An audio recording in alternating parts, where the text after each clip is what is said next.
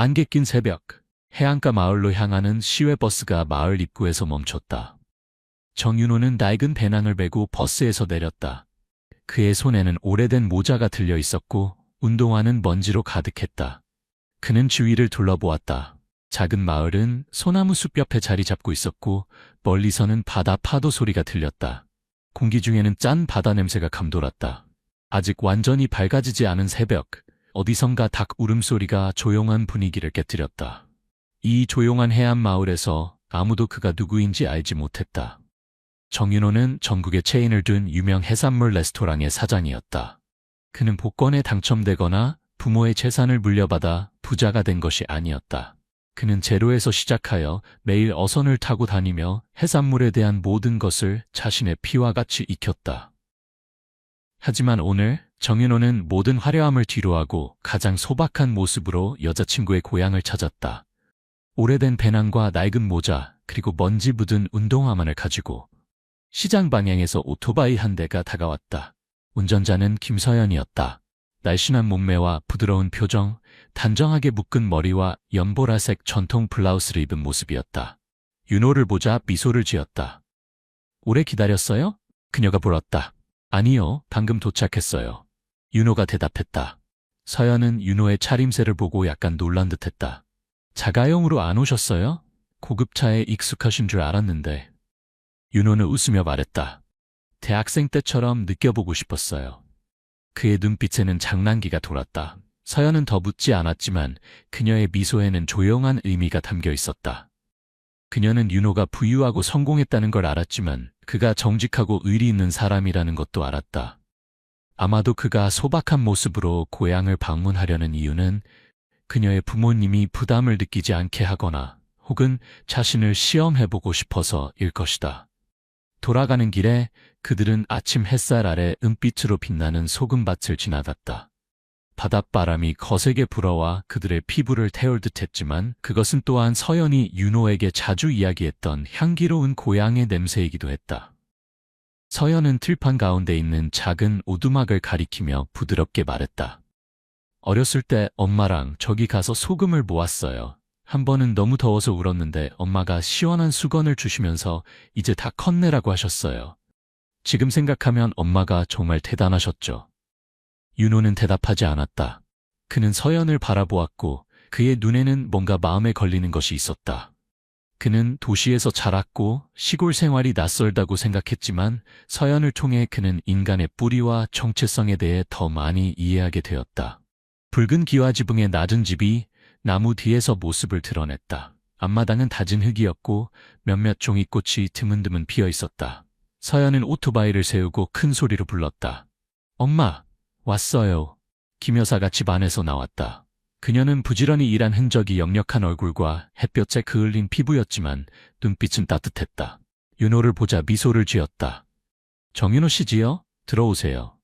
윤호는 공손히 인사했다. 안녕하세요, 어머님. 그가 자리에 앉기도 전에 서연의 아버지 김혜준 씨가 뒷마당에서 들어왔다. 키가 크고 검게 그을린 피부, 엄격한 눈빛과 담배를 오래 피운 탓에 쉰 목소리가 특징이었다. 윤호를 보자 잠시 멈칫하더니 무심하게 고개를 끄덕였다. 서연이 남자친구인가? 네, 정윤호라고 합니다.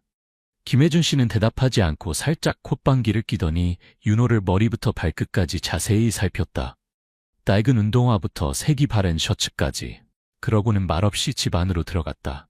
윤호는 서연을 흘깃 쳐다보았고 그녀는 어깨를 으쓱하며 우리 아버지가 그래요. 신경 쓰지 마세요 라고 말하는 듯한 표정을 지었다. 점심 식사는 이상한 분위기 속에서 시작되었다.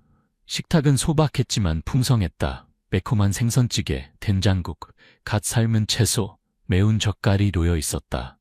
윤호는 생선 한 조각을 집어 냄새를 맡았다. 향긋한 냄새가 그의 배를 꼬르륵 울리게 했다. 오랜만에 그는 진정한 시골 밥상을 마주했다. 무슨 일 하십니까? 식사 중 갑자기 김혜준 씨의 목소리가 울렸다. 윤호는 약간 당황했지만 침착하게 대답했다. 프리랜서로 일하고 있습니다. 주로 친구 레스토랑에서 이것저것 돕고 있어요. 어느 레스토랑입니까? 서울에 있는 작은 가게입니다. 주로 설거지나 청소를 합니다. 공기가 갑자기 무거워졌다. 김혜준 씨는 코웃음을 치며 생선을 집어 자신의 그릇에 담았다. 더 이상 말은 하지 않았다. 서연은 아버지를 바라보고 윤호를 바라보았다. 그녀의 눈에는 걱정이 서려 있었다. 그녀는 아버지가 체면을 중시하고 다른 사람을 많이 판단한다는 것을 알고 있었지만 그가 이렇게 노골적으로 불편해할 줄은 몰랐다. 그녀가 말하려고 할 때 윤호는 살짝 고개를 저으며 자신이 알아서 하겠다는 신호를 보냈다. 식사 후 김 여사가 설거지를 하는 동안 김혜준 씨는 담배를 피웠다. 담배 연기가 마당을 감싸고 바다에서 불어오는 바람과 섞여 무언가 오래된 향기를 만들어냈다. 안정적인 직업이 없으면 어떻게 내 딸을 책임질 수 있습니까? 김혜주 씨는 담담한 어조로 물었지만 그 말에는 날카로움이 숨어 있었다. 윤호는 대답했다. 정해진 직업은 없지만 제가 무엇을 하고 있는지 알고 있고 서연 씨가 고생하지 않도록 하겠습니다. 김혜준 씨는 비웃듯 웃으며 담배꽁초를 깡통에 비볐다. 익숙한 말이군요. 마을 청년들도 다 그렇게 말해요. 내 딸을 24해 동안 키웠는데 그저 말로만 약속하는 사람에게 주려고 키운 게 아닙니다. 윤호는 손을 테이블 아래에서 꽉 쥐었다. 그는 화가 나지 않았지만 어떤 보이지 않는 압박감이 그의 어깨를 짓누르는 것 같았다. 그는 김혜준 씨 같은 사람이 쉽게 믿지 않을 것이라는 것을 이해했다. 서연을 진심으로 사랑합니다. 거짓말할 생각은 없습니다. 김혜준 씨는 윤호를 바라보았다. 그의 눈길은 흔들림이 없었다. 가난을 탓하는 게 아닙니다. 그는 또렷하게 말했다. 하지만 정직하지 않은 남자는 싫어합니다. 그 말은 마치 차가운 물을 끼얹은 것 같았다. 윤호는 잠시 침묵했다. 그는 김혜준 씨가 단지 그의 현재 상황을 질문하는 것이 아니라 그의 성실함과 진실성을 시험하고 있다는 것을 깨달았다.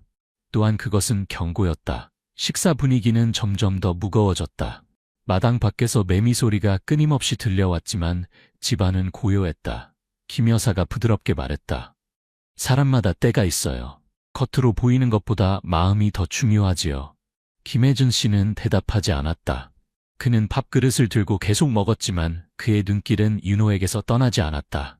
서연은 고개를 숙이고 윤호에게 더 많은 채소를 집어주며 작은 목소리로 말했다. 더 드세요. 엄마가 만든 된장찌개 정말 맛있어요. 윤호는 서연을 바라보고 미소 지었다.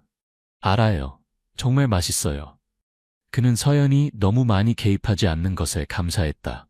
그녀가 자신과 아버지 사이에 끼어 있다는 것을 이해했다.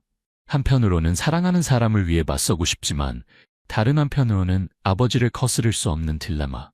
윤호는 서연이 세상에서 가장 오래된 이 갈등 속에서 고통받는 것을 원치 않았다. 그날의 식사는 침묵 속에서 끝났다. 그릇을 씻으러 갔을 때 윤호는 서연에게 같이 씻을게요라고 말했다. 서연은 미소를 지었다. 괜찮아요? 쉬세요. 피곤하지 않아요. 그리고 남의 집에서 식사했으면 뭐라도 도와야죠. 윤호는 부엌으로 들어가 겉옷을 벗고 소매를 걷어붙였다. 작은 설거지통에 비누 몇 방울을 떨어뜨렸다. 생선 냄새가 여전히 손에 남아있었다. 이 모든 것이 그에게 어린 시절, 어머니와 함께 허름한 아파트에서 살던 때를 떠올리게 했다. 그때도 이렇게 손을 더럽히며 식사 후 설거지를 했었다. 김 여사는 문간에 서서 윤호를 한참 바라보다가 살짝 고개를 끄덕였다. 말은 하지 않았지만 아마도 그녀는 이 젊은이가 말은 적지만 마음은 가볍지 않다는 것을 이해하기 시작한 것 같았다. 김혜준 씨는 여전히 베란다에 앉아 따뜻한 차를 마시고 있었다. 바다에서 불어오는 바람이 생선 냄새, 햇볕의 냄새, 그리고 무언가 아주 오래된 향기를 가져왔다. 그는 윤호를 아직 믿지 않았지만 그를 더 유심히 관찰하기 시작했다. 그리고 아버지에게 있어서 주목은 수용의 첫 단계였다. 닭이 마지막으로 울고 햇빛이 강해지기 전 조용한 마을의 정막 속에서 새로운 하루가 밝아왔다. 윤호는 김 여사가 아침 일찍 내어준 담백한 차를 들고 현관 계단에 앉아 있었다. 그의 시선은 저 멀리 들판을 향하고 있었다. 그곳에서는 이미 마을 사람들이 하루의 노동을 시작했다. 나와 함께 들판에 가자. 김혜준 씨의 목소리가 갑작스럽게 들렸다. 그는 더 이상 설명하지 않고 문 밖으로 나갔다. 윤호는 재빨리 일어나 찻잔을 내려놓고 낡은 모자를 손에 쥐고 그를 따라갔다. 전날 비가 내린 흙길은 여전히 질퍽거렸다. 진흙 웅덩이마다 그들의 발자국이 선명하게 찍혔다. 나이든 남자와 젊은 남자가 나란히 걸었지만 그들 사이의 생각은 천지 차이였다. 김혜준 씨는 침묵을 지켰다. 때로는 들판을 바라보고 때로는 윤호를 살피며 그를 평가하는 듯했다.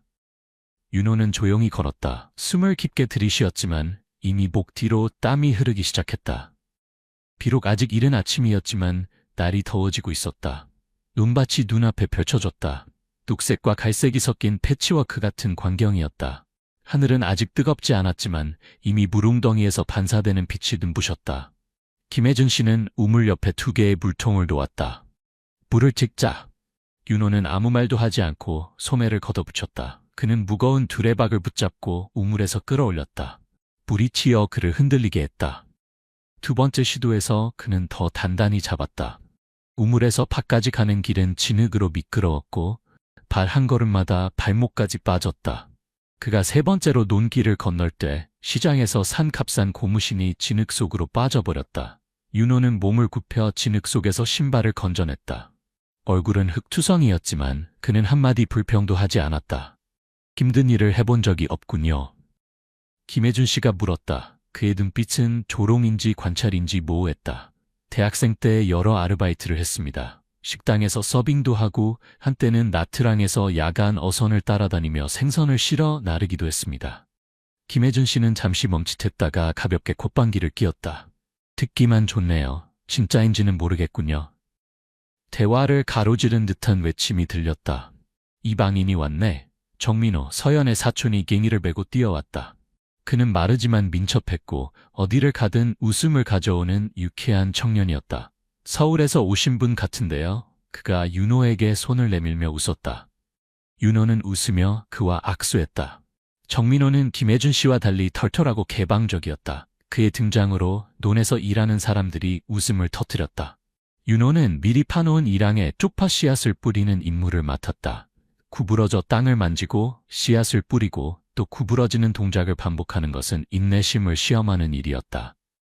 바다에서 불어오는 바람은 짠맛과 따뜻함을 가져왔고 새로 갈아엎은 흙, 아침 이슬, 그리고 등에서 흐르는 땀 냄새와 섞였다. 한 번은 윤호가 너무 깊이 구부렸다가 진흙 속으로 미끄러져 넘어졌다. 온몸이 흙투성이가 되고 모자도 머리에서 떨어졌다. 주변이 갑자기 조용해졌다가 정민호가 웃음을 터뜨렸다. 마을의 환영식이네요. 그가 외쳤다. 윤호는 일어나 손으로 흙을 털고 쑥스럽게 웃었다. 김혜준 씨는 그에게 바랜 손수건을 건네며 거친 목소리로 말했다. 견딜 수 있으면 나쁜 사람은 아니군요. 그것은 단순한 말이었지만 김혜준 씨의 눈빛에는 이전의 편견이 조금 누그러진 기색이 보였다. 점심시간 그들은 야자수 아래서 쉬었다. 정민호는 바구니에서 찹쌀밥 뭉치, 짠 생선, 그리고 조금의 젓갈을 꺼냈다. 윤호는 맛있게 먹었다. 그는 음식을 가리지 않고 불평하지 않고 오히려 반복해서 감사를 표했다.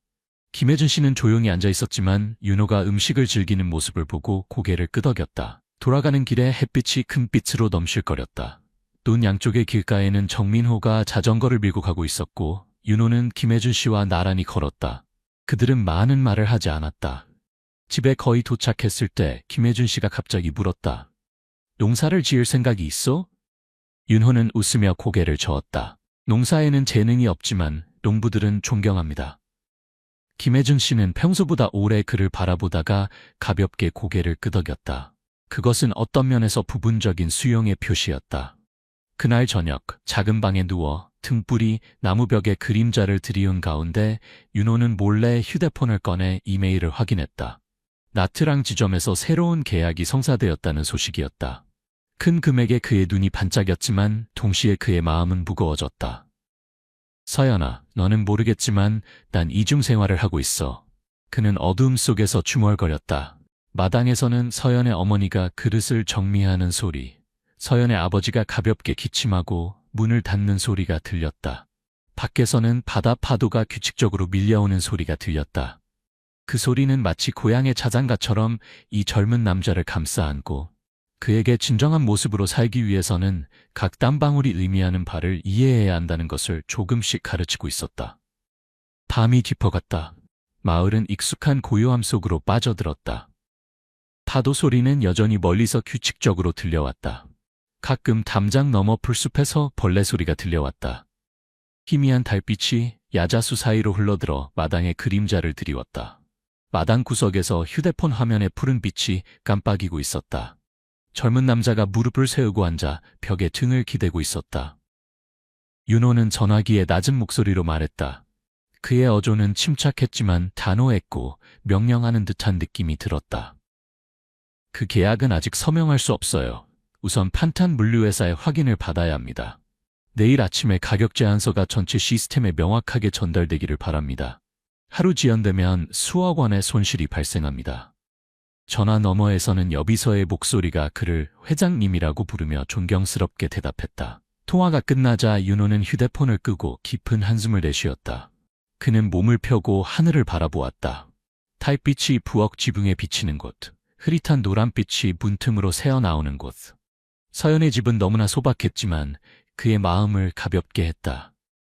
그것은 그가 자주 참석하는 호화로운 회의실에 질식할 것 같은 분위기와는 완전히 달랐다. 보이지 않는 곳, 녹나무 뒤에서 김혜준 씨가 조용히 서 있었다. 담배 한 개비가 손에 들려 있었는데 이제 반쯤 탔고 작은 빨간 점만 남아 고양이 눈처럼 어둠 속에서 빛났다. 그는 전체 대화를 처음부터 들었다. 젊은이의 명령하는 어조, 그가 언급한 수억 원의 계약, 비서가 그를 회장님이라고 부르는 방식, 이 모든 것이 그가 말했던 프리랜서나 설거지하는 사람과는 전혀 맞지 않았다. 김혜준 씨의 마음속에는 분명한 의심이 아닌 깊은 실망감이 자리 잡았다.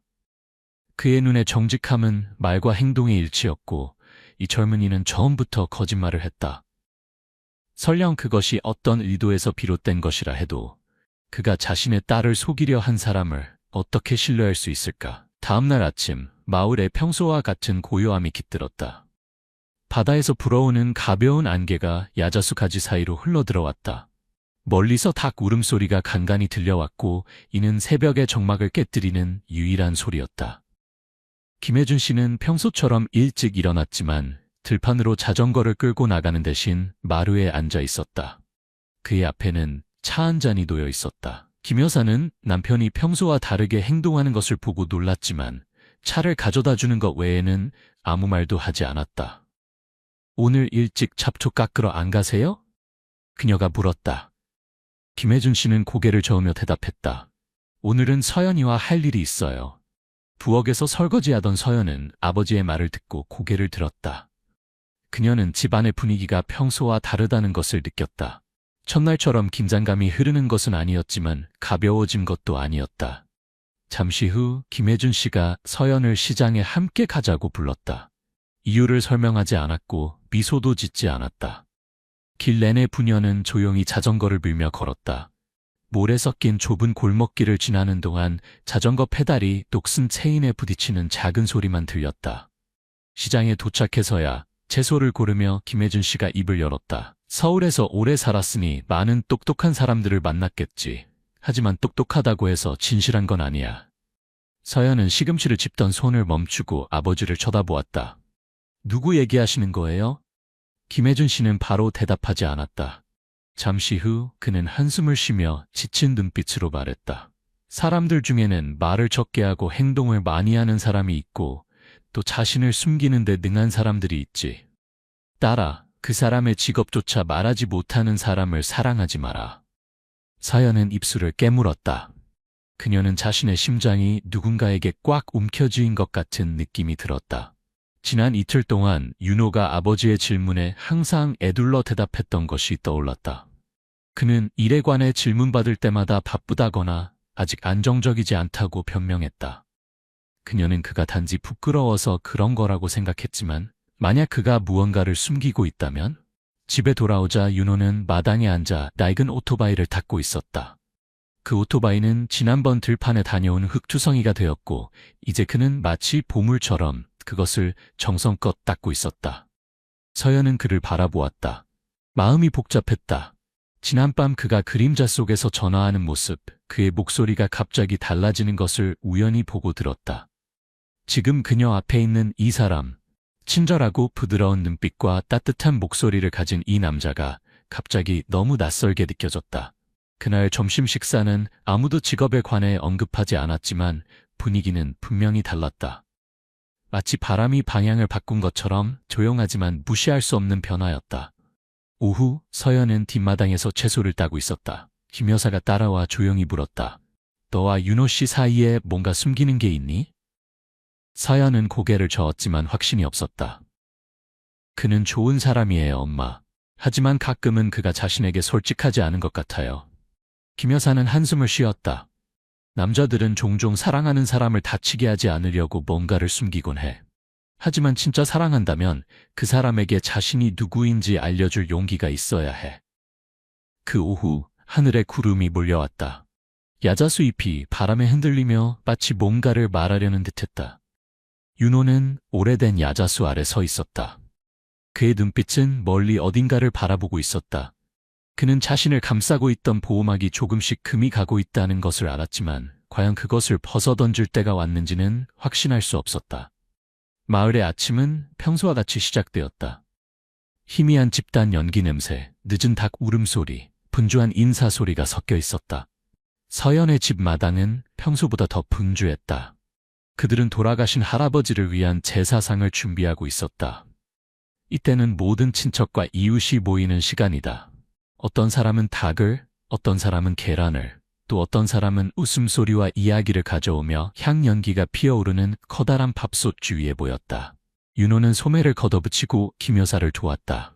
그는 생선을 손질하고 채소를 씻고 양념장을 만들었다. 능숙하지는 않았지만 열심히 했고 공손했기 때문에 모두의 호감을 샀다. 그러나 윤호는 자신의 눈빛에서 불안함을 감추지 못했다.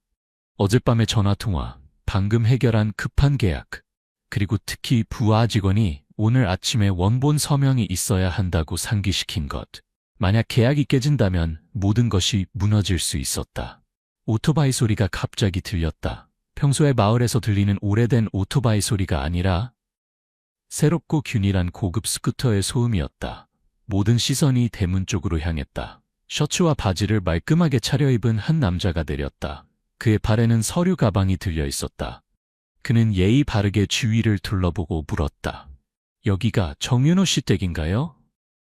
그 남자의 또렷한 목소리는 급하지는 않았지만 다소 다급함이 느껴졌다.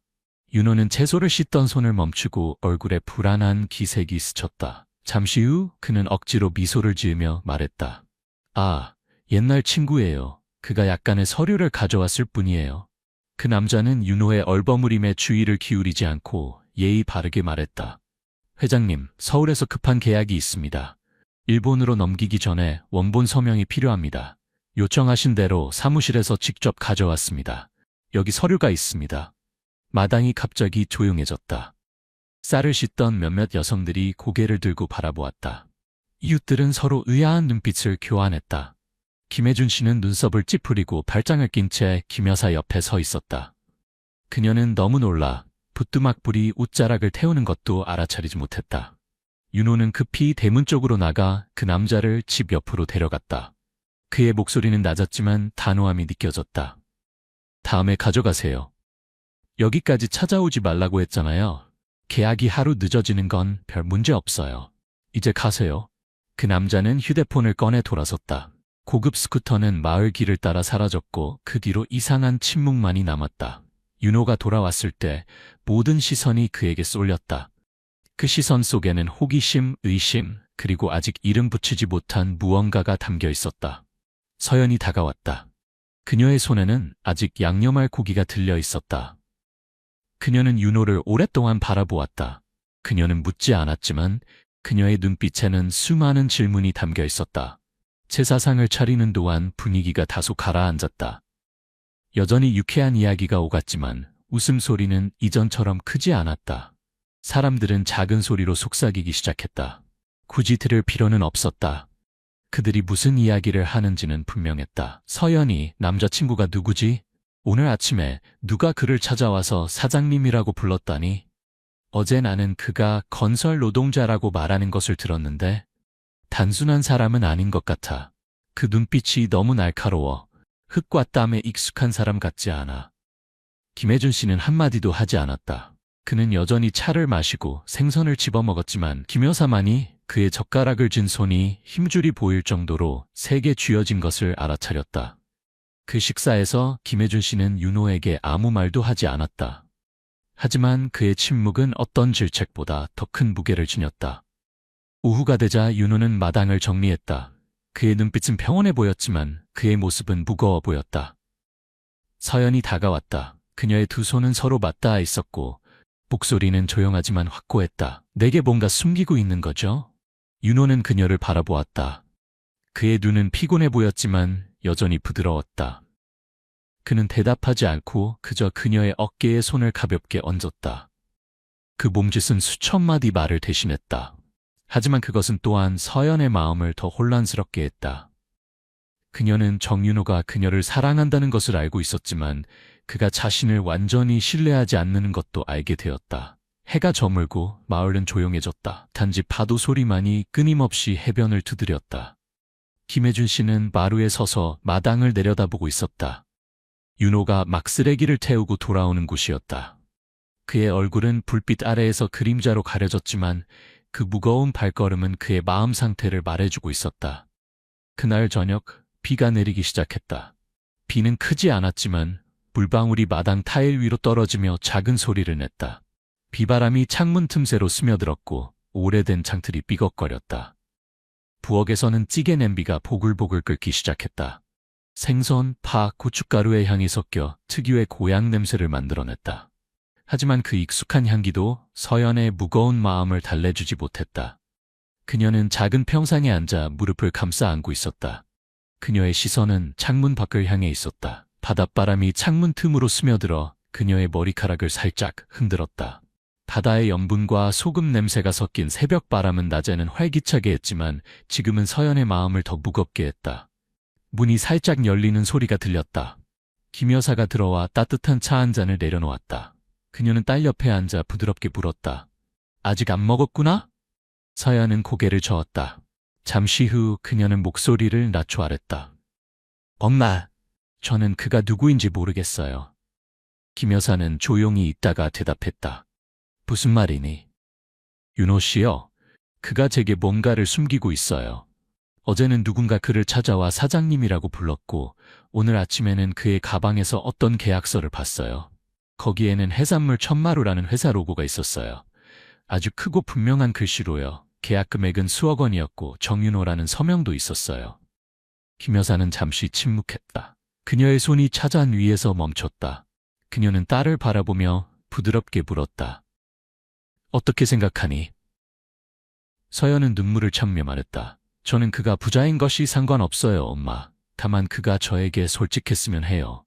김 여사는 딸의 손을 가볍게 쓰다듬며 말했다. 세상 모든 사람은 몇 가지 비밀을 가지고 있단다. 하지만 사랑에서 가장 무서운 것은 가난이나 부유함이 아니라 불확실성이지. 불투명한 관계는 신뢰를 쌓을 수 없어. 서연은 고개를 숙이고 눈물이 다시 흘러나왔다. 그러나 그녀는 참았다. 저는 그가 부자일 필요가 없어요, 엄마. 그저 저에게 진실했으면 좋겠어요. 그 시간, 밖에서는 김혜준 씨가 윤호를 불렀다. 나와 함께 모닥불 좀 피우자. 그 목소리는 갑작스러웠고 윤호는 계단에 올라가 문을 두드리려던 참이었다. 그는 그 자리에 멈춰 서서 뒤를 돌아봤다. 김혜준 씨의 얼굴은 평온했지만 그의 눈빛은 차가웠다. 붉은 흙에 파묻힌 모닥불이 타오르고 있었다. 연기가 저녁 하늘로 솟아올랐다. 윤호와 김혜준 씨는 말없이 앉아 있었다. 한참 후에야 김혜준 씨가 입을 열었다. 자네는 누구인가? 질문은 직설적이었고 윤호의 모든 방어막을 꿰뚫었다. 정윤호입니다. 제가 말씀드린 대로요. 현재 하는 일에 대해서는 네, 저는 몇몇 해산물 레스토랑 체인을 운영하고 있습니다. 하지만 제가 숨긴 건 속이려는 의도가 아니었습니다. 그저 이곳에 평범한 사람으로 오고 싶었을 뿐입니다. 김혜준 씨는 코웃음을 쳤다. 담배를 깡통에 비비며 말했다. 들어본 말이군요. 마을 청년들도 다 그렇게 말하죠. 제 딸에게 장난치지 마세요. 윤호는 고개를 숙였다. 제가 바보 같은 짓을 했다는 걸 압니다. 하지만 정말로 서연 씨를 속이거나 가지고 놀려는 의도는 없었습니다. 그럼 왜 있는 그대로 모습을 보여주지 않았나? 왜 이런 연극을 꾸몄나? 윤호는 입술을 깨물었다. 그는 어떻게 설명해야 할지 몰랐다. 자신 같은 성공한 사람이 부와 명성의 정점에 서 있으면 주변에는 항상 부러움과 의심의 시선이 따른다는 것을. 그는 단지 순수한 사랑, 계산이나 재정적 고려 없이 자신의 성공이나 돈에 영향을 받지 않는 관계를 원했을 뿐이다. 하지만 이런 이유들이 김혜준 씨 같은 보수적인 아버지에게는 아무런 의미가 없을 것이다. 죄송합니다. 제가 틀렸습니다. 윤호는 작은 목소리로 말했다. 그는 고개를 숙였다. 김혜준 씨는 의자에 등을 기대며 윤호를 바라보았다. 그의 시선은 차가웠다. 증명해보세요. 네, 내 딸이 평화롭게 살 수 있도록 떠나세요. 당신의 성공과 함께 도시로 돌아가세요. 여기서 우리는 진실되게 살고 진정으로 사랑합니다. 다른 사람의 마음을 시험하려는 사람은 필요 없습니다. 말을 마친 김혜준 씨는 일어나서 윤호에게 마지막 눈길을 던지고 떠났다. 마을 사람들은 아무 말도 하지 않았지만 그들의 시선이 모든 것을 말해주었다. 의심, 수군거림, 심지어 약간의 조롱까지. 윤호는 그 자리에 그대로 앉아 있었다. 바람이 더 세게 불어와 콘에 매달린 등불을 흔들었다. 노란빛이 그의 얼굴에서 춤을 추며 피로와 슬픔을 드러냈다. 그는 김혜준 씨를 탓하지 않았다. 어떤 아버지라도 딸이 상처받는 것을 원치 않을 것이다. 하지만 그는 또한 무력감을 느꼈다. 지난 며칠 동안의 모든 노력, 물쬐기부터 쪽파심기, 의심의 눈초리를 견디는 것까지 이 모든 것이 이 순간 허공으로 사라진 것 같았다. 윤호가 집으로 돌아왔을 때 하늘은 이미 한낮이 되어 있었다. 이른 여름 햇살이 화려하게 지붕 위로 내리쬐며 공기를 무덥게 달궜다. 서연이 마당을 쓸고 있었지만 그를 보자마자 잠시 멈추었다. 그녀는 아무 말도 하지 않았고 단지 빠르게 한번 쳐다본 후 다시 고개를 숙여 빗자루질을 계속했다. 윤호의 마음은 무거웠다. 그는 그녀와 자신 사이의 신뢰의 끈이 점점 얇아지고 있다는 것을 알았다. 그것은 돈 때문이 아니라 침묵 때문이었다. 진실을 숨기기로 한 그의 선택, 비록 출발점은 좋았을지라도. 오후 그는 조용히 해변으로 나갔다. 파도가 한 번 또 한 번 해안을 때렸다. 마치 자기 슬픔을 씻어내라는 듯이. 그는 거기 앉아 젖은 모래가 바지를 적시게 내버려 두었다. 손으로 모래를 한 움큼 퍼올렸다가 놓았다. 마치 슬픔을 놓아주듯이. 갈매기들이 머리 위로 날아다녔고 그들의 울음소리는 거칠고 쉬어서 마치 과거로 부르는 것 같았다. 윤호는 이제 만약 정말로 남고 싶다면 자신을 증명하기 위해서가 아니라 자신의 감정을 증명하기 위해서라면 접근 방식을 바꿔야 한다는 것을 이해했다. 더 이상 회피하지 않고 더 이상 침묵하지 않고 직면해야 했다. 정직하게, 진심으로. 그날 아침, 새벽 안개가 여전히 야자나무 앞마당에 걸려있을 때 이슬 방울이 나뭇잎에서 떨어지는 소리만이 고요한 공기를 깨뜨렸다. 멀리서 닭 울음소리가 간헐적으로 들려왔고 바다의 숨소리는 여전히 고요했다. 윤호는 배낭을 메고 집 밖으로 나왔다. 여전히 오래된 셔츠에 청바지를 입은 모습이었지만 그의 눈빛은 달랐다. 깊고 무거웠다. 며칠 전에 마을에 도착했을 때 빌린 오래된 오토바이가 조용히 마당 한쪽에 놓여 있었다. 그는 배낭을 걸치고 오토바이에 올라탔다. 엔진 소리가 조용한 아침을 깨뜨렸다. 윤호는 한 번도 돌아보지 않고 출발했다. 흙먼지가 그의 뒤로 올라오며 눈물에 젖은 서연의 시선에 가려졌다. 김 여사는 베란다에 서서 눈물을 참으며 손수건으로 얼굴을 닦았다. 아무 말도 하지 않고 윤호를 바라보기만 했다. 마치 눈빛으로 그를 붙잡고 싶은 듯이. 알아요. 아가씨는 나쁜 아이가 아니에요. 다만 우리를 가까이 하는 방식이 상처를 주었을 뿐이에요. 윤호는 고개를 숙여 인사하고 말했다. 죄송합니다, 어머님. 진심으로 사랑했지만 아마도 저는 충분히 교묘하지 못했나 봅니다. 김 여사는 한숨을 쉬며 부드럽게 윤호의 셔츠를 정리해 주었다. 마치 아들을 떠나보내는 어머니처럼. 인연이 있다면 이해하게 될 거예요. 그렇지 않다면 원망하지 말아요. 문 안에서 발소리가 급하게 들렸다. 서연이 뛰어나왔다. 아직 실내화를 신지 않은 맨발이었고 긴 머리는 헝클어져 있었다. 정말 가는 거예요? 그녀의 목소리는 목구멍에 걸린 듯 쉬어 있었다. 윤호는 그녀를 바라보지 않고 고개만 숙였다. 그리고 오토바이를 타고 떠났다. 그러나 서연은 그냥 보내지 않았다. 그녀는 오토바이 앞에 서서 막아섰다. 이렇게 가버리면 우리는 끝인가요? 아무것도 약속하지 않고 우리가 서로에게 한 모든 약속을 잊어버린 채요? 윤호는 오토바이에서 내렸다. 그는 서연을 바라보았다. 그녀의 눈에 고인 눈물, 뺨을 타고 흐르는 눈물을 보았지만 그는 여전히 스스로를 억제했다. 난 떠나고 싶지 않아. 하지만 네 아버지는 날 받아들이지 않아. 내가 잘못했어. 처음부터 솔직하지 못한 건 내 잘못이야. 네 아버지가 오라. 왜 진작 말하지 않았어요? 왜 이렇게 숨기셨어요? 왜 제게 의심할 기회를 주셨어요? 윤호는 한참을 말없이 서 있었다. 그리고 마침내 입을 열었다. 난 네가 날 진짜 나로 사랑해주길 바랐어. 창고 알바생으로서의 나를. 그게 전부야. 서연은 고개를 흔들었다. 그건 솔직하지 않아요. 당신은 제가 당신과 당신의 돈 사이에서 고민할 거라고 생각했나요? 제가 그렇게 천박한 사람으로 보였나요? 윤호는 오토바이에 올라탔다. 지난번처럼 원망하지 마. 이건 네 잘못이 아니야. 내가 너무 겁쟁이였어. 마당을 가로질러 김혜준 씨가 부엌 문간에 서 있었다. 그는 윤호가 떠나는 것을 막지 않았다. 아무 말도 하지 않았다. 하지만 그의 손은 문틀을 세게 움켜쥐어 손가락 관절이 하얗게 변했다. 그의 눈길은 윤호가 사라질 때까지 따라갔다. 마치 골목 끝에서 사라질 때까지.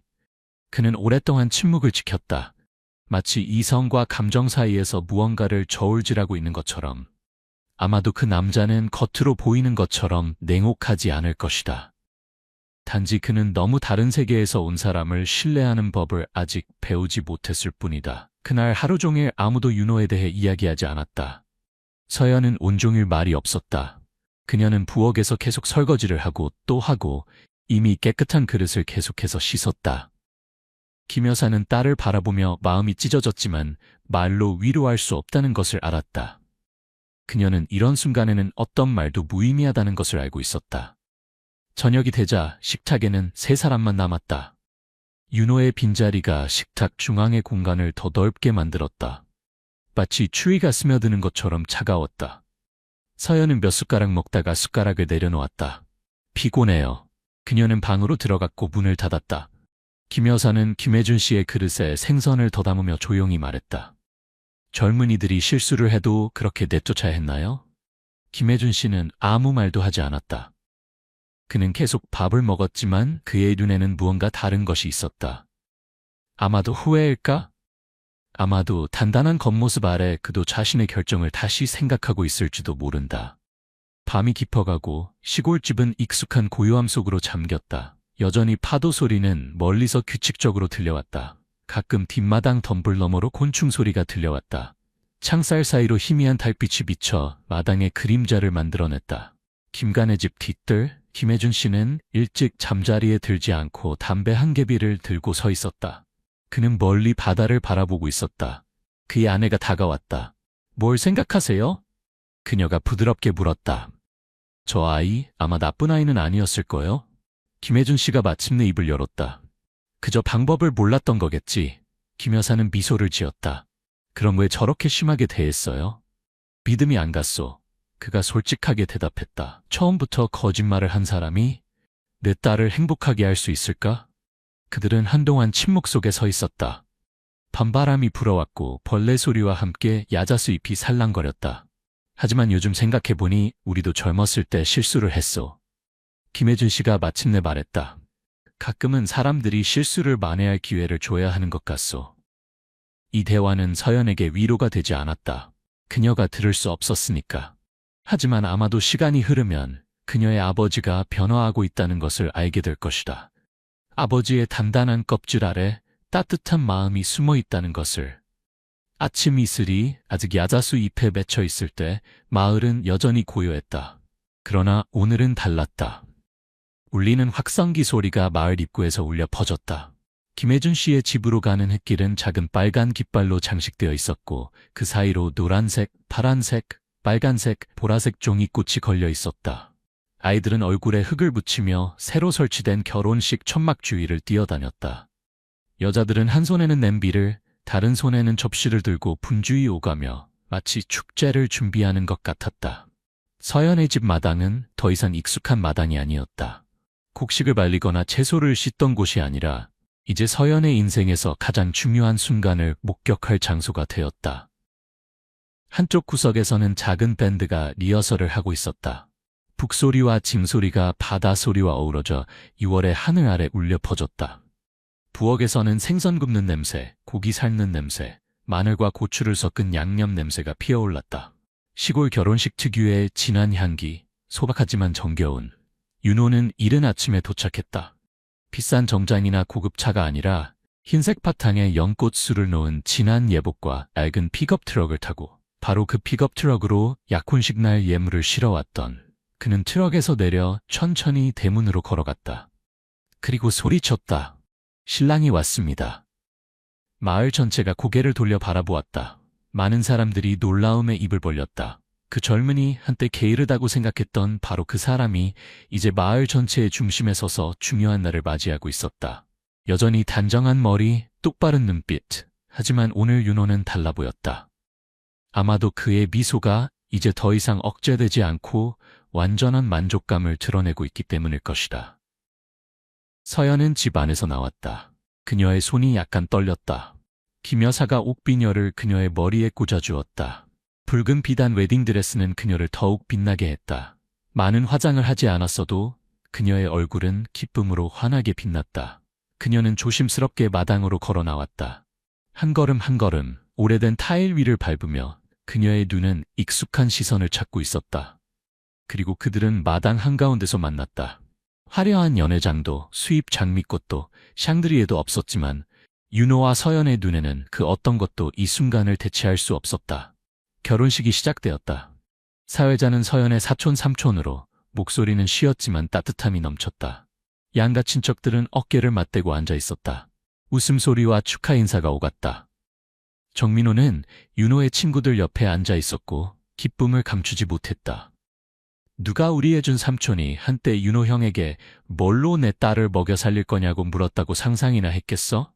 그가 웃으며 말했다. 윤호는 단상에 올라갔다.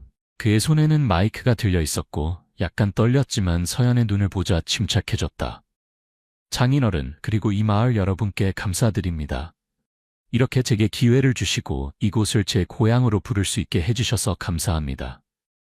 저는 한때 좋은 결혼식은 큰 호텔에서 비싼 꽃으로 장식하고 화려하게 열어야 한다고 생각했습니다. 하지만 오늘 저는 제가 틀렸다는 것을 깨달았습니다. 가장 아름다운 결혼식은 마을 전체가 함께 기뻐할 때, 제가 어떤 사람이든 상관없이 사랑하는 사람이 저를 바라볼 때입니다. 앞줄에서 김 여사는 손수건으로 눈물을 닦았다. 옆에 앉은 이웃 할머니가 고개를 끄덕이며 작은 목소리로 말했다. 이 사이는 괜찮네요. 말은 짧지만 마음은 깊어요. 서연이 마이크를 잡았을 때 그녀는 간단하게 말했다. 행복은 서로를 많이 말하지 않아도 이해할 때 오는 것 같아요. 사람들은 박수를 쳤다. 그들의 손바닥이 맞부딪히는 소리는 마치 기다림의 세월, 두 사람이 지나온 길을 축하하는 것 같았다. 결혼식 만찬이 시작되었다. 각 테이블에는 해산물 요리, 쌈 싸먹는 구이용 고기, 매콤한 양념을 얹은 회가 가득했다. 화려하거나 복잡하지 않았지만 모두가 맛있게 먹었다. 윤호는 테이블마다 돌아다니며 각 어른에게 고개 숙여 감사를 표했다. 어린아이부터 노인까지. 김혜준 씨가 일어나 잔을 들었다. 오늘 저는 공식적으로 아들을 얻었습니다. 정윤호 씨에게 감사드립니다. 포기하지 않고 제 마음을 움직여주셔서 감사합니다. 그리고 서연아, 아버지의 마음을 이해해줘서 고맙다. 박수 소리가 이번에는 더 크게 울려 퍼졌다. 잔치 음악보다 더 크게. 기쁨의 눈물을 흘리며 서연은 아버지에게 다가가 안겼다. 윤호도 고개를 숙여 인사했다. 그는 말은 하지 않았지만 그의 가슴에 손을 얹는 모습은 말보다 더 많은 것을 전했다. 그는 이제 자신이 받아들여졌다는 것을 알았다. 돈이나 지위 때문이 아니라 진심 때문에. 노을이 지기 시작할 무렵 부드러운 바람이 야자수 사이로 불어왔다. 김혜준 씨의 집 뒷뜰에서는 여전히 그릇 부딪히는 소리, 김 여사가 냄비를 정리하는 소리, 윤호가 뒷마당에 오래된 나무 의자를 닦는 소리가 들렸다. 정민호가 마당을 청소하는 것을 도우려 바쁘게 움직이고 있었고 서연은 뒷마당에서 어머니와 채소를 다듬고 있었다. 김혜준 씨는 현관에 앉아 백포도주 한 잔을 홀짝이고 있었다. 그는 말없이 자신의 새 사위를 바라보았다. 윤호가 다가와 그의 옆에 앉았다. 장인어른, 제가 지난번에 했던 말씀을 기억하시나요? 어디를 가든 아무리 성공하든 저는 제 뿌리를 잊지 않겠다고 약속드렸습니다. 그 약속 지킬게요. 김혜준 씨는 대답하지 않았지만 그의 손이 윤호의 어깨를 가볍게 툭 친 것은 그 어떤 말보다 뜻깊었다. 그것으로 충분했다. 서로를 이해하는 데 긴 대화는 필요하지 않았다. 첫 번째 신혼 식사는 안개가 자욱한 아침, 바닷바람이 야자수 사이로 불어오는 가운데 이루어졌다. 그 식사에는 화려한 촛불도 파티도 없었다. 오직 편안함과 평화로움만이 있었다. 오래된 기와 지붕 아래 작은 시골집에서 오래된 김혜준 씨의 집 마당, 아침 이슬이 여전히 오래된 타일 위에 맺혀 있을 때 사람들은 서로 인사를 주고받으며 각자의 일상으로 돌아갔다. 김혜준 씨의 초라한 집은 이제 더 이상 초라하게 느껴지지 않았다. 오히려 그곳은 어제의 결혼식 후 온기가 더해졌다. 전통적인 가치와 끈끈한 가족애로 가득 찬 따뜻한 집이 되었다. 윤호는 자신의 새 아내를 안고 작은 나무 의자에 앉아 있었다. 그는 자신의 고급 지위와 명예를 마침내 내려놓았다. 대신 단순한 행복에 무게를 두기로 했다. 이 작은 마을에서 사랑하는 사람들과 함께하는 소박한 행복. 서연은 머리를 그의 어깨에 기대고 말했다. 이제 우린 어디로 가요? 윤호는 웃으며 대답했다. 우리는 두 세계 사이를 오갈 거야. 내일은 서울에서 하고 매달 한 번은 여기 부모님을 뵈러 올 거야. 도시의 소음과 시골의 고요함, 그 중간에서 행복을 찾을 거야. 먼 곳에서는 닭 울음소리가 들려왔다. 아침 연기가 각 집의 굴뚝에서 피어올랐다. 마을은 깨어나고 있었다. 새로운 하루, 새로운 시작, 새로운 희망을 안고 김혜준 씨는 현관에 서서 이 모든 것을 바라보고 있었다. 그의 눈가에는 주름이 깊게 패여 있었지만 오늘따라 그 주름은 웃음의 흔적처럼 보였다. 그의 뒤에는 김 여사가 서 있었다. 모든 것이 제자리를 찾아가는 것을 보며 그녀의 마음은 평화로웠다. 이것이 행복이다. 화려한 환상이나 부의 과시가 아니라 진실한 마음과 이해의 결합, 서로 다른 두 세계가 만나 하나가 되는 것. 이것이 진정한 사랑이다. 누군가 말했듯이 우리는 불을 숨겨야 할 필요도 과시할 필요도 없다. 그저 그것을 다른 사람을 대하는 방식에 사용할 뿐이다. 윤호는 결국 이것을 깨달았다. 자신의 성공으로 인해 자신을 가리고 살 필요가 없다는 것을. 중요한 것은 겉모습이 아니라 마음이라는 것을. 여기 고요한 해안가 마을에서 두 세계의 만남이 일어났다. 단순한 사랑 이야기가 아니라 인간의 가치, 이해, 성장에 관한 이야기. 결국 우리 모두는 같은 하늘 아래에서 살아가는 사람들이니까. 인천국제공항은 거대한 벌집과도 같았다. 수천 명의 사람들이 끝없는 복도를 분주히 오가고 타일 바닥 위로 굴러가는 여행 가방 바퀴 소리, 스피커에서 계속되는 안내방송, 그리고 관광객들의 웃음소리가 끊임없는 소음의 교향곡을 만들어냈다. 그러나 그 분주한 군중 한가운데 조용한 불안이 스며들고 있었다. 김민지 순경은 결연한 표정으로 걸으며 예리한 눈으로 군중 속 모든 얼굴을 관찰했다. 그녀는 짙은 남색 경찰 제복을 입고 있었고 허리띠에는 각종 장비가 매달려 있었으며 허벅지에는 권총이 고정되어 있었다. 그녀 옆에서는 훈련된 진돗개 한백이 경계하듯 움직이며 귀를 쫑긋 세우고 촉촉한 코로 이상한 공기의 냄새를 포착하고 있었다. 한백의 광택나는 하얀 털은 공항의 밝은 조명 아래에서 빛나며 엘리트 경비견의 이미지를 완벽하게 보여주고 있었다. 회색 금속벽 근처에 설치된 ATM 기계줄 앞을 지나갈 때까지는 모든 것이 정상으로 보였다. 그런데 갑자기 한백이 멈춰 서더니 온몸이 얼어붙은 듯 굳어버렸다. 순간 한백의 목구멍에서 깊은 으르렁 소리가 나오더니 갑자기 공간을 가르는 날카로운 지짐이 울려 퍼졌다. 그 소리는 공기를 찢는 듯한 강렬한 소리였고 김민지와 주변 사람들을 깜짝 놀라게 했다. 무슨 일이야, 한백아. 김민지는 목줄을 꽉 쥐며 물었다. 그녀는 한백의 몸의 떨림이 줄을 통해 전해지는 것을 느꼈다. 그것은 긴장감과 분명한 경계심이었다. 한백은 물론 대답하지 않았지만 개의 빛나는 눈은 왼쪽에 ATM을 똑바로 응시하고 있었다. 사람들은 발걸음을 멈추고 호기심 어린 혹은 걱정스러운 표정을 짓기 시작했다. 경비원이 당황한 표정으로 다가왔다. 무슨 일이죠, 경찰관님? 그는 ATM을 쳐다보며 물었다. 유지보수팀에 이 기계를 즉시 열어보라고 해주세요. 하지만 이건 그냥 현금 인출기인데요. 경비원은 마치 구명조끼인 것처럼 무전기를 양손으로 꽉 쥐며 말을 더듬었다.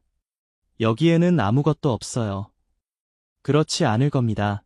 김민지는 차갑게 대답했다. 그녀는 한백을 잘 알고 있었다.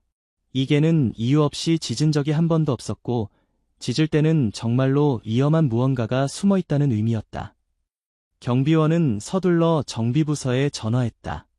기다리는 동안 점점 더 많은 사람들이 모여들었다. 휴대폰이 들어 올려지고 그 렌즈가 김민지와 한백을 향했다. 속삭임이 시작되었다. 무슨 일이 일어나고 있는 거죠? 폭탄인가요? 아니면 누가 수상한 짓을 했나요? 수많은 시선 속에서도 김민지는 침착함을 유지했다. 하지만 그녀의 마음 속에서는 심장이 빠르게 뛰고 있었다. 이는 두려움 때문이 아니라 이 순간이 모든 것을 바꿀 수 있다는 직감 때문이었다. 마침내 정비사가 도착했다. 그는 지친 모습이었고 작업복은 더러웠으며 장비는 무거워 보였다. 그는 무릎을 꿇고 떨리는 손으로 ATM의 금속 패널 나사를 하나씩 풀었다. 딸깍 소리가 길게 울려 퍼지며 숨막히는 긴장감이 감돌았다. 김민지는 한백 옆에 무릎을 꿇고 손으로 개의 비단같이 부드러운 털을 살며시 쓰다듬었다. 잘했어, 한백아. 모든 게 괜찮을 거야. 하지만 그녀 자신은 그것을 확신하지 못했다. 마지막 패널이 제거되자 ATM 내부의 어둠이 새어나오는 것 같았고 불쾌한 악취가 감돌았다. 김민지의 등줄기에 전율이 흘렀다. 한백이 다시 으르렁거렸다. 그 낮은 소리는 그 좁은 공간을 가르는 듯했다. 정비사가 손전등으로 내부를 비추었다. 부드러운 노란 빛이 들어가자 갑자기 그는 뒤로 물러나며 눈에 공포가 서렸다. ATM 안에서 좁고 차가운 공간에 웅크리고 있던 것은 한 아이였다. 소녀는 겨우 5살 정도로 보였고 몸은 말랐으며 옷은 찢어져 있었다. 어둠 속에서 그녀의 눈은 크게 떠져 있었다. 그녀를 비추는 빛의 소녀는 눈을 감았고 눈물이 더러운 뺨을 타고 흘러내렸다. 그 순간 세상 전체가 멈춘 것 같았다. 공항의 모든 소리가 사라지고 아이의 떨리는 숨소리와 김민지의 강한 심장 박동만이 남았다. 김민지는 무릎을 꿇고 눈에 눈물을 머금었지만 그녀의 목소리는 이상하리만치 부드러웠다. 괜찮아, 자기야. 우리가 여기 있어. 한백은 고개를 숙이고 조용히 다가가 소녀의 손을 핥았다. 그 행동은 이제 너는 혼자가 아니야. 모든 것이 괜찮을 거야라는 무언의 약속 같았다. 군중은 모두 침묵을 지켰지만 그 순간 분주한 공항의 중심에서 기적이 일어났다. 인천공항은 공기가 차갑게 느껴졌다. ATM에서 아이를 발견한 후 모든 소리가 빨려 들어간 것 같았다. 끊어지는 숨소리와 군중의 놀란 눈만이 남았다. 주변 사람들은 한 명 한 명 마치 차가운 바닥에 발이 얼어붙은 듯한 공포로 제자리에 굳어버렸다. 김민지는 아이 옆에 무릎을 꿇었다. 소녀의 차가운 피부에 손을 대자 그녀의 손이 약간 떨렸다. 소녀의 큰 갈색 눈은 어둠 속에 버려진 모든 긴 밤을 비추는 2개의 거울처럼 빛나고 있었지만 공포로 가득 차 있었다. 두려워하지 마. 내가 여기 있어. 김민지가 말했다. 그녀의 목소리는 마음의 상처를 흐르는 차가운 강물 같았다. 소녀는 대답하지 않고 그저 ATM의 구석에 더 가까이 웅크리며 이 넓고 무서운 세상에서 자신을 보이지 않는 모래알로 만들고 싶은 듯 작은 몸을 둥글게 말았다. 용감하고 충직한 한백이 천천히 다가왔다. 더 이상 으르렁거리지 않고 털도 세우지 않은 채 한백은 몸을 낮추었다. 까만 콧잔등이 소녀의 더러운 손에 부드럽게 닿았고 가볍게 핥았다. 그것은 위험이 지나갔다는 신호일 뿐만 아니라 충실한 친구의 위로의 말 같았다. 소녀는 천천히 손을 내밀었다. 작고 떨리는 손가락이 마법처럼 한백의 부드러운 털에 닿았다. 건조하고 갈라진 소녀의 입술에서 희미한 미소가 번졌고 그 안에는 희망과 신뢰가 담겨 있었다. 그것은 가혹한 현실 속에서도 가슴이 찢어질 만큼 아름다운 모습이었다. 김민지는 즉시 구급차가 필요하다고 공항 직원에게 신호했다. 그녀의 목소리는 더 이상 부드럽지 않고 긴박함과 결의를 전달했다. 경비원은 악몽에서 깨어난 것처럼 걱정스러운 목소리로 급히 전화를 걸었다. 의료진이 곧 나타났다. 그들은 소녀를 조심스럽게 들것에 눕히고 따뜻한 담요로 그녀의 작은 몸을 감쌌다. 깜박이는 빨간 불빛이 공항의 커다란 유리에 반사되어 마치 어둠 속에서 타오르는 햇불처럼 잃어버린 영혼을 안전한 곳으로 안내했다. 하지만 김민지는 떠날 수 없었다. 그녀의 임무는 여전히 여기, 이 차가운 ATM 앞에 있었다. 군중이 흩어지기 시작했을 때도 여전히 빨간 눈과 충격을 감추지 못하는 얼굴들이 남아있었다. 아직도 휴대폰을 꽉 쥐고 있는 사람들도 있었고, 그 순간을 기록한 짧은 동영상이 소셜 네트워크에 퍼져 저녁 식탁을 둘러싼 대화의 초점이 될 가능성이 있었다. 하지만 김민지에게 이것은 이야기가 아니라 가장 안전하다고 여겨지는 곳의 한가운데서 일어난 범죄에 대한 냉혹한 진실이었다. 그녀는 일어서서 손을 가볍게 닦았지만 ATM에서의 차가운 감촉이 아직 피부에 남아있었다.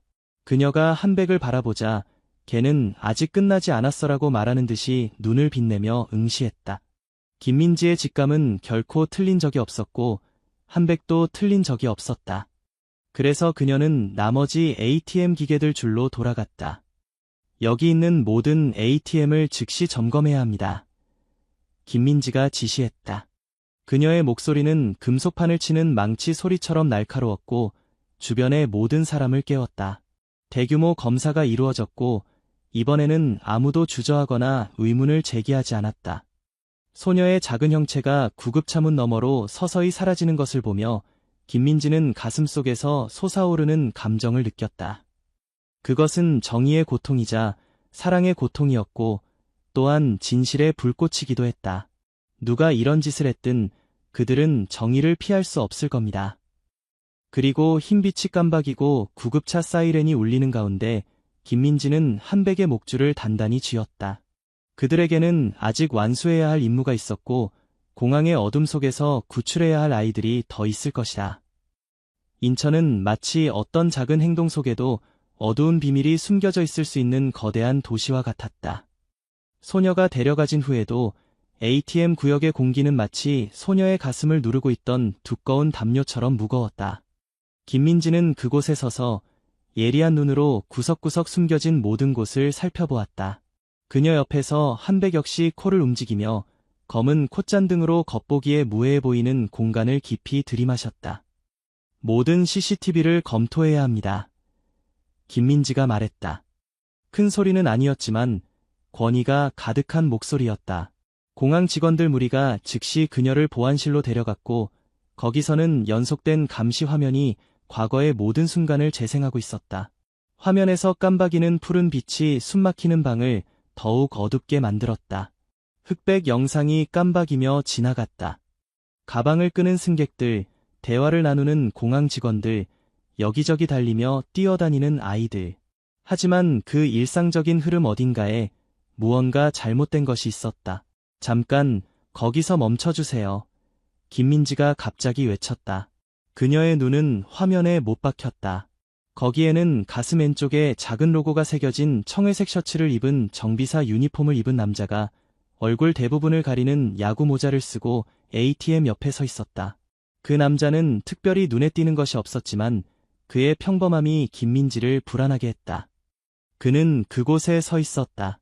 조용히 ATM 측면의 틈새로 손이 미끄러져 들어갔다. 빠른 동작으로 주변을 살폈다. 모든 것은 몇 초 만에 일어났고 그 후 남자는 도구 상자를 들고 마치 유령처럼 군중 속으로 사라졌고 흔적조차 남기지 않았다.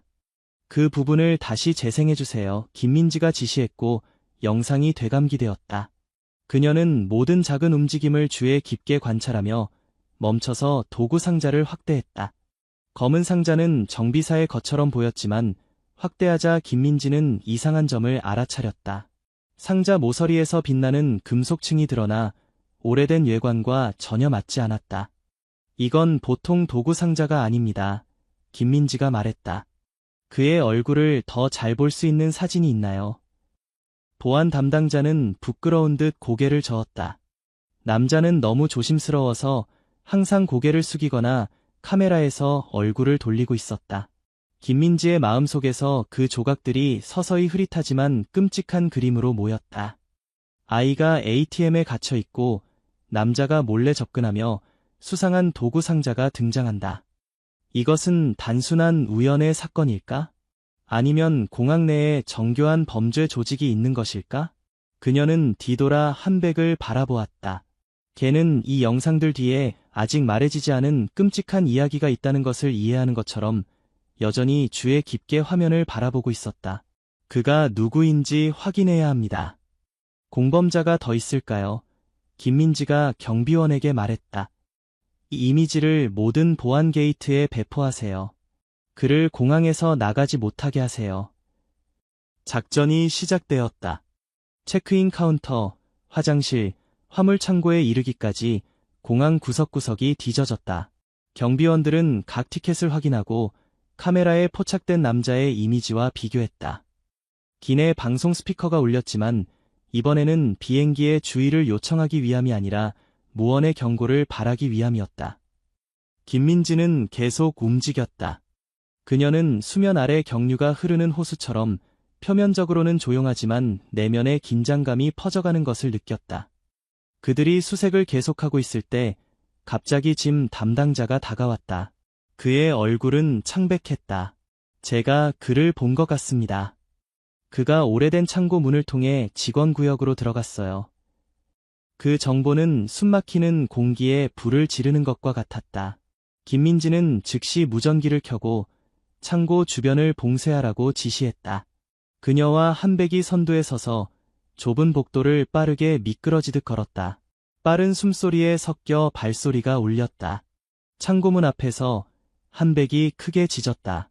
개의 몸은 활시위처럼 긴장되어 있었다.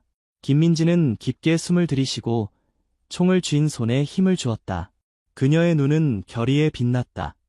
그녀가 팀원들에게 신호하자 문이 걷어차였다. 내부는 어둠이 불길한 침묵으로 그들을 맞이했다.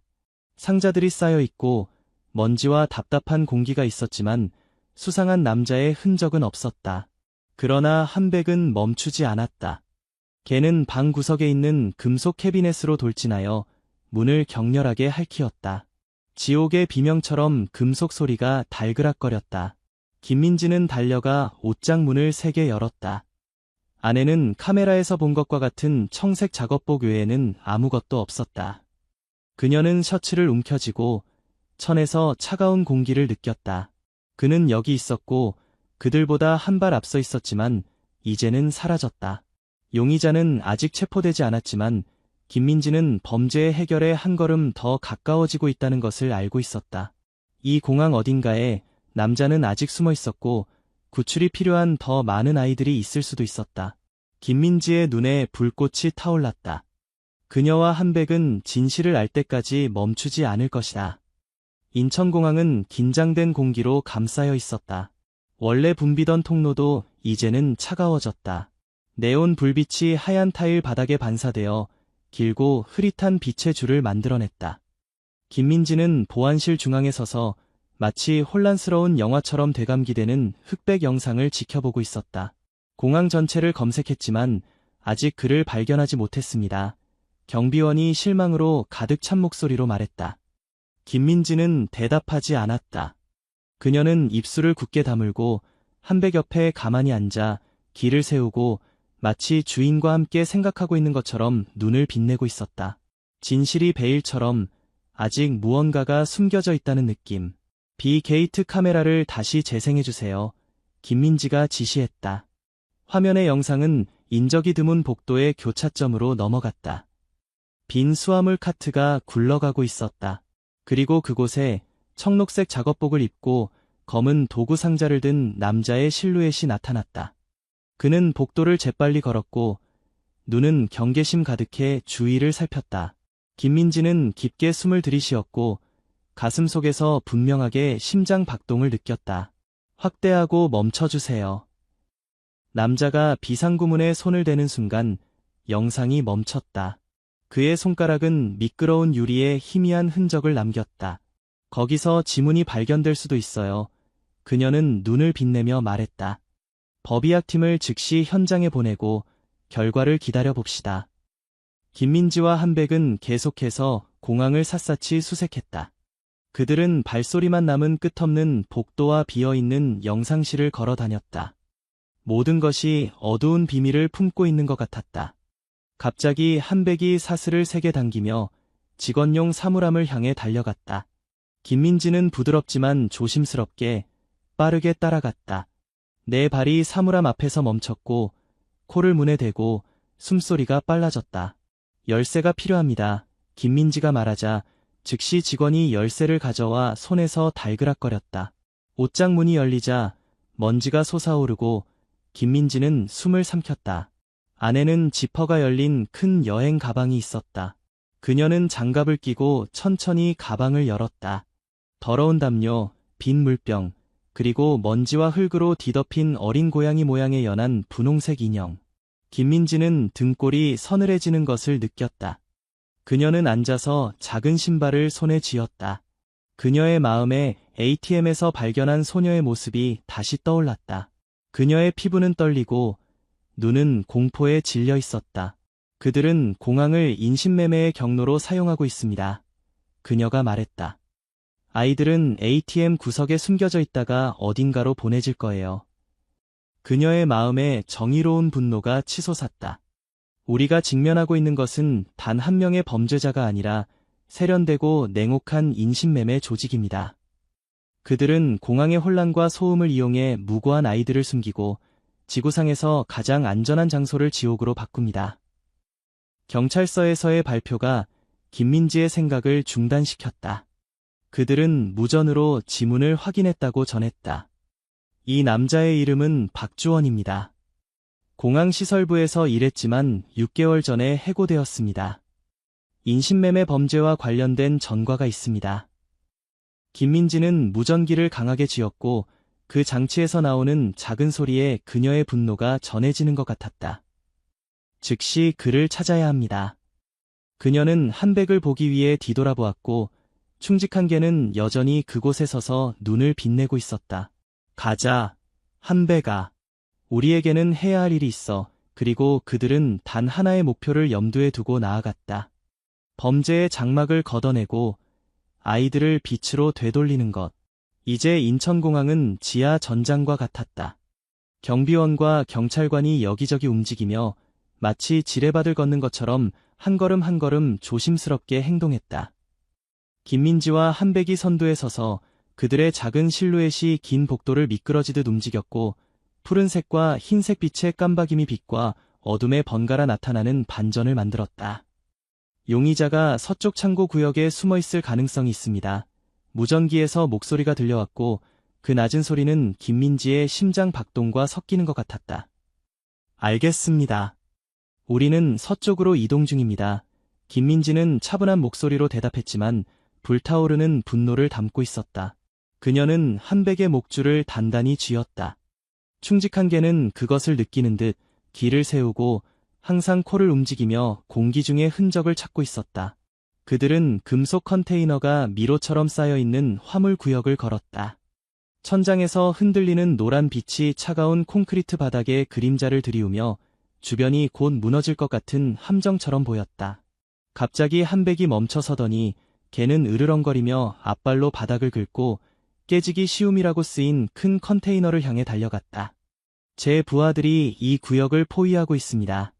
김민지가 신호했다.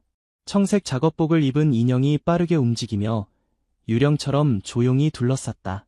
김민지는 총을 옆구리에 두고 한 걸음씩 천천히 앞으로 걸었다. 그녀는 컨테이너 문에 귀를 기울여 작은 소리를 들었다. 숨소리, 속삭임, 혹은 좁은 공간에서 무언가가 부딪히는 소리였지만 안에 살아있는 무언가가 있다는 것을 알기에 충분했다. 경찰입니다. 즉시 문을 열어주세요.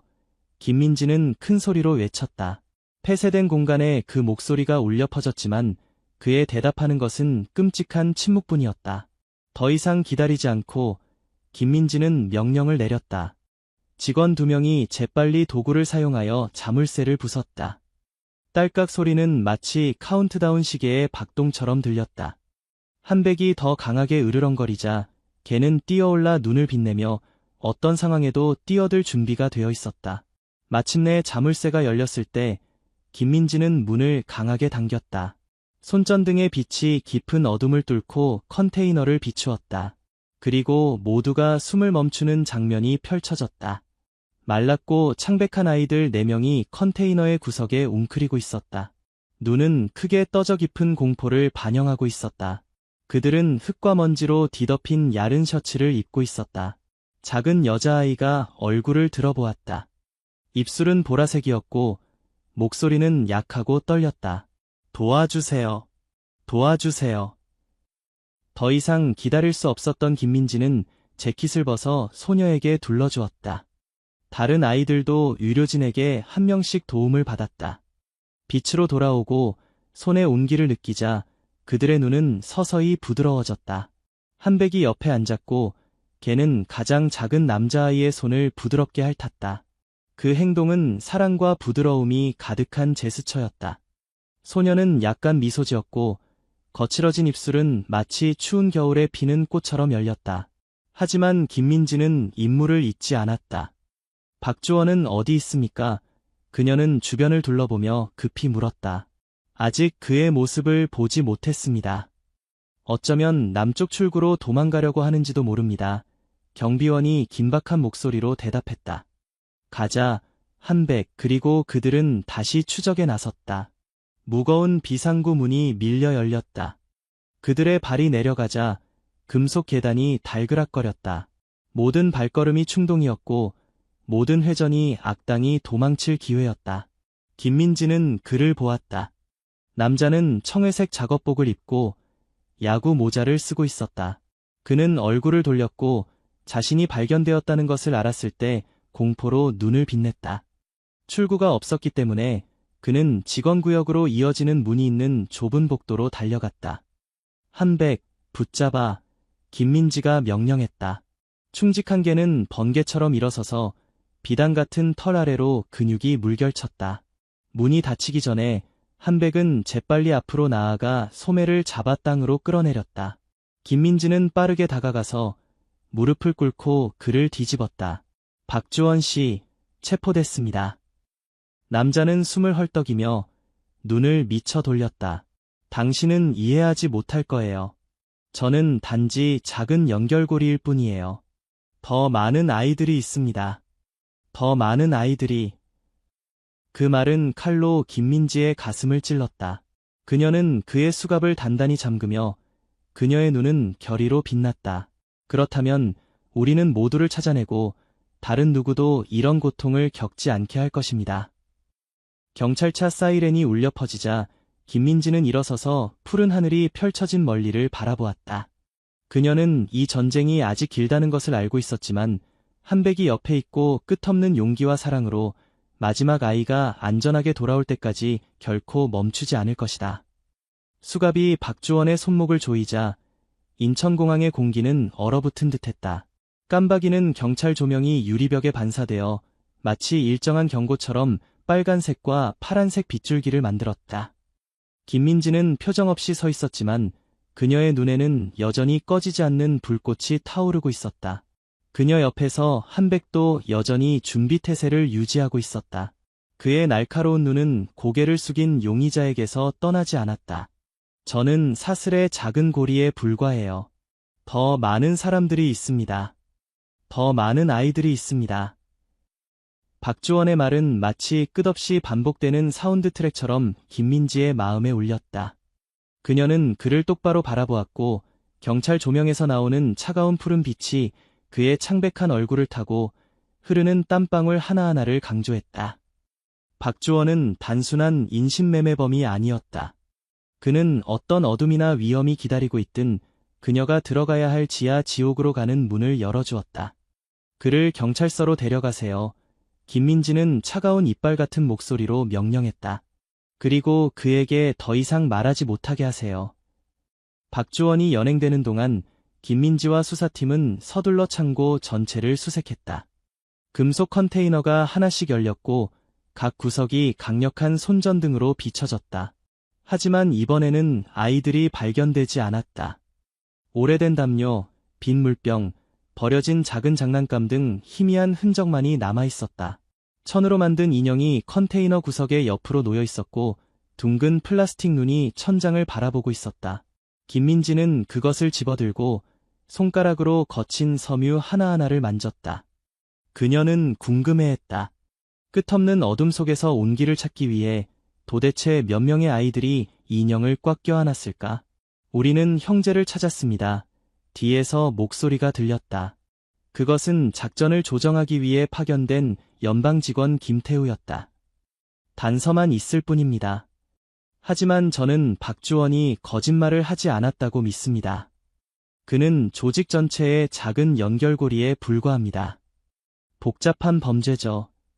김태우는 생각에 잠긴 얼굴로 고개를 끄덕였다. 그의 휴대폰과 컴퓨터를 조사한 결과 암호화된 메시지와 숨겨진 애플리케이션이 거래가 존재했습니다. 조사해보니 이 노선은 인천뿐만 아니라 전국의 많은 공항에서 운영되고 있는 것 같습니다. 김민지는 인형을 손에 쥐고 낡은 천이 손바닥에 스치는 것을 느꼈다. 우리는 더 빨리 움직여야 합니다. 1초가 지날수록 아이가 더 깊은 어둠으로 끌려갈 수 있습니다. 그 후 몇 시간 동안 김민지와 김태우 그리고 수사팀은 서둘러 작업을 시작했다. 그들은 데이터의 각 페이지를 넘기고 문자 메시지, 중단된 통화, 보안 카메라의 흐릿한 사진 등 끔찍한 퍼즐의 각 조각을 연결했다. 모든 것이 드러나기 시작했다. 한백은 항상 김민지 곁에 있었고 걔는 그녀의 일부가 된 것처럼 항상 경계하고 민감했다. 가끔 김민지가 지쳤을 때 한백은 그녀의 무릎에 조용히 머리를 올려놓곤 했다. 안정감을 주는 그 눈을 바라보는 것만으로도 김민지는 구출되지 못한 아이들을 위해 계속 싸울 의욕을 느꼈다. 끊임없이 몇 시간 동안 작업한 후 마침내 중요한 단서가 암호화된 메시지에 나타났다. 그들은 인천에서 불과 2시간 거리에 있는 김포공항에서 앞으로의 화물 도착에 관한 정보를 발견했다. 상자에는 이상한 표시가 되어 있었지만 그 안에는 공포와 절망 속에서 기다리고 있는 다른 아이들이 있을 수 있다고 김민지는 이해했다. 이 기회를 놓칠 수 없습니다. 김민지의 목소리는 결의로 가득 차 있었다. 대책본부를 구성하고 차량과 장비를 준비해주세요. 더 이상 아이들을 그런 고통 속에 두지 않을 겁니다. 김태우는 경외와 존경심으로 눈을 빛내며 고개를 끄덕였다. 현지 부대에 통보하겠습니다. 선적을 막기 위해 모든 수단을 동원하겠습니다. 경찰차가 떠나는 가운데 김민지는 창밖을 바라보았다. 하늘은 서서히 푸르러지고 첫 번째 햇살이 나타나 밤의 어둠을 밀어냈다. 그녀가 한백의 손을 잡자 걔는 격려의 말처럼 부드럽게 으르렁거렸다. 조용히, 우리가 너희를 구할 거야. 한백이 속삭였다. 그러면 어떤 아이도 다시는 그 끔찍한 날들을 경험할 필요가 없을 거야. 그 순간 김민지는 단순한 경찰관이 아니라 잃어버린 작은 영혼들을 위한 터널 끝에 비치기도 했다. 싸움은 아직 길지만 그녀는 용기와 따뜻한 마음으로 빛이 어둠을 이길 것이라고 믿었다. 특수부대 차량 행렬은 사라져가는 밤 속에서 타오르는 빨간색과 파란색 불꽃처럼 조명을 회전시키며 고속도로를 달렸다. 차 안은 숲속처럼 조용했다. 김민지는 앞좌석에 앉아 눈을 크게 뜨고 앞을 응시했다. 김포공항은 불과 몇 마일 앞에 있었다. 뒷좌석에서는 한백이 웅크리고 누워 있었지만 기는 항상 쫑긋 서서 명령을 기다릴 준비가 되어 있었다. 목표가 제6창고에 나타났습니다. 요원박의 목소리가 무전으로 알려왔다. 트럭에 컨테이너를 싣는 준비를 하고 있었습니다. 안에 아이들이 있는 것을 확인했습니다. 김민지의 마음이 조여들었고 피로는 사라지고 분노의 불꽃이 타올랐다. 그녀는 한백의 목줄을 단단히 쥐었고 충직한 개의 온기가 그녀를 현실로 데려오는 밧줄처럼 느껴졌다. 차가 급브레이크를 걸자 운전자가 도착했습니다. 라고 외쳤다. 타이어가 노면과 마찰하여 길을 찢는 듯한 소리가 났다. 김민지는 문을 열고 뛰어내렸다. 한백은 즉시 그녀를 따라 네 발로 자갈길을 가볍게 달렸다.